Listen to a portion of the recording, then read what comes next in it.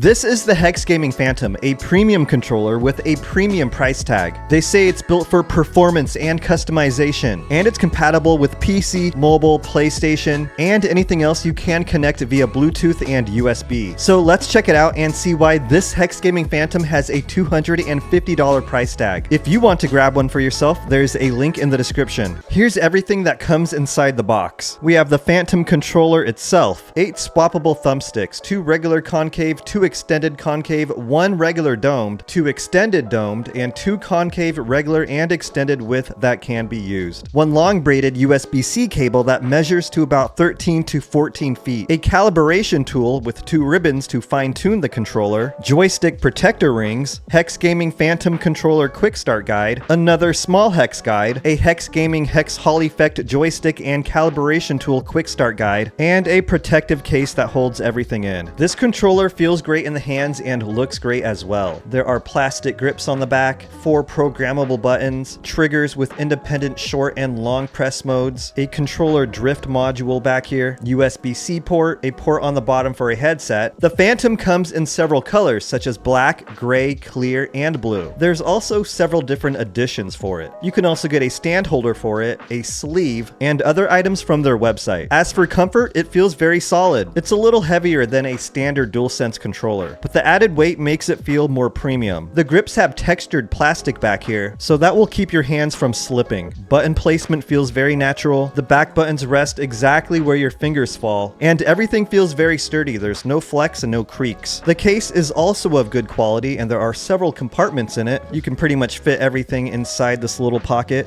There's a compartment for the controller and a hard shell case for the thumbsticks. This little tool right here is the calibration system for the Hall Effect joysticks. It has LED lights, and there are 4 buttons on it labeled C1 to C4. There's also a port here for the ribbon. Here's how it works. Connect one end of the ribbon to the controller drift module on the top of the controller. Connect the other end to the tool. Use a data cable to connect the controller to a PC. Visit a website like hardwaretester.com to track controller data. There's a physical guide, an online guide, and a 19-minute video that they have going over different scenarios. For example, to calibrate the joystick to return to the center, press and hold the C1 button until the LED light turns on. Then refer to the data on the website and move the left joystick to the left multiple times until the axis 0 value reaches 0.00392, which is the center. Hold the C1 button for 3 seconds until the LED turns off to save it. So I will say one gripe that I do have with this controller is that I actually easily broke the port for the ribbon, but I am kind of an aggressive, all over the place person. A controller with no latency and drift is ideal, and there are many websites and tools that test things like controller latency, such as Gamepad LA or Gamepadla, who kind of has inconclusive numbers at the moment, with wired latency ranging from 1 to 12 milliseconds, Bluetooth spiking up to 18 milliseconds, and pulling rates jumping between 250 and 1000 hertz. This is a very popular website to get information from, but so far the numbers are unverified, and I don't want to take this thing apart to test it myself. So take everything with a grain of salt. Before launching any games, I'm running the controller through gamepad/tester.com. This website can be used to show you accuracy, stick dead zones, trigger behavior, and how it handles input overall. So let's press all the buttons. They all seem to be working perfectly fine. The joysticks are working great. We have the triggers back here. Everything's working fine. You can connect the controller obviously through a wired connection, but you can also use Bluetooth. So to get it into Bluetooth mode, you hold down the Hex Gaming button, the PlayStation button, and the Share and Create button on the top left. Now let's play a game and see how it responds. Many controllers perform very poorly when connected via Bluetooth. Let's see if this premium one is any different. So if this is playable and there's no noticeable lag, I'm gonna give it a pass. It seems to be fine so far. I know Vampire Survivors is not the most demanding game, but you can kind of measure your actions accurately, and I'm starting to notice a little bit of lag. So if you're looking for the best performance, you might want to use a wired connection. I'll still give this a pass though. Now let's see how it performs while connected to a mobile device via Bluetooth. There it is, it popped up right away. Pairing, let's pair. And let's check out Vampire Survivors once again. I can already tell it's responding much quicker on a mobile device. It did perform better than most controllers on a PC, but it wasn't perfect. So is the Phantom worth the premium price tag? That depends. If you're the type who likes customizing your layout, tuning your playstyle using something like a calibration tool, and want something that feels higher quality than a normal DualSense controller, it's a strong option. If you're a casual player who only plays once in a while, you probably probably don't need this. But if you're a competitive player or just want a controller that feels better in every way, this might actually be worth it. It's not cheap, but it doesn't feel cheap either. It's solid, comfortable, customizable, and has features that other controllers just don't have. And if they do, the Phantom does it better. Thanks for watching. Make sure to like and subscribe if you want more controller reviews, or even durability tests where we drop them and try to break them. And I'm not going to do that with this. This costs too much money. There's a link to the HexGaming Phantom controller in the description if you want to know more and check it out for yourself. So go take a look. See you next time.